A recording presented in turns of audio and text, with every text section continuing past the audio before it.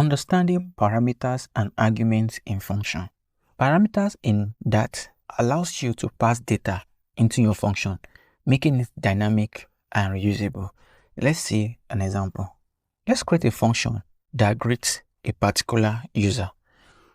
Void, because we are not having any return type. Then we can say greet user. And now we want to pass a parameter into this function, which is the name of the particular user which we want to greet. So I can come here. The value I'm passing is of type string. So the first thing I'm going to write is string, and then we'll give it a name. I can call it name, and then open bracket, close bracket, where we are going to write our block of code that we want to execute. We can say print hello, and then this, let me remove this, and then this parameter which we have provided, we're going to be making use of it in our code. So we can simply make use of name like this, and then let's add semicolon. Remember, anytime we want to use this function, we need to call it. Let's call our function. I can come inside the main function here, and I can say greet user.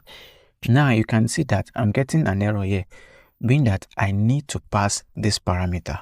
So what do? I come here and then let's pass Victor. And now if we run our code, we're going to have hello Victor. And this is a basic example of how we make use of parameter in function. Now the value which I pass to my function here is what we call argument. When you're creating a function, the variable which you create inside this bracket is called parameter. But when you call the function, the value which you pass into the bracket is called argument. Let's call the function again and pass another argument. Let's greet another user. So let's greet Shola this time around. And let's run this. And now you can see hello Victor, hello Shola. And this type of parameter is called positional parameter. The positional parameter allows us to pass more than just one parameter. I can come here and say, I also want to do something with the user's age. So I'll add int, and then I can add age.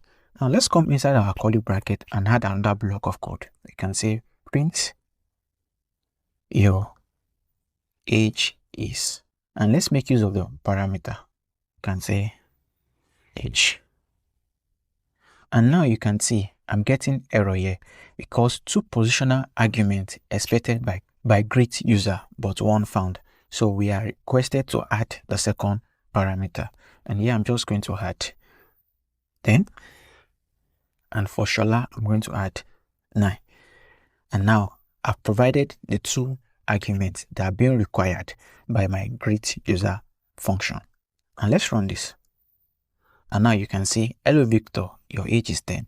Hello Shola, your age is 9. And so these are ways we make use of parameters in that. So think of things you can do with your function. You can use your function to calculate values by taking values as a parameter, and then you write a block of code that calculates such value, e.g. like finding area of a circle, finding an interest of a particular loan, and so on.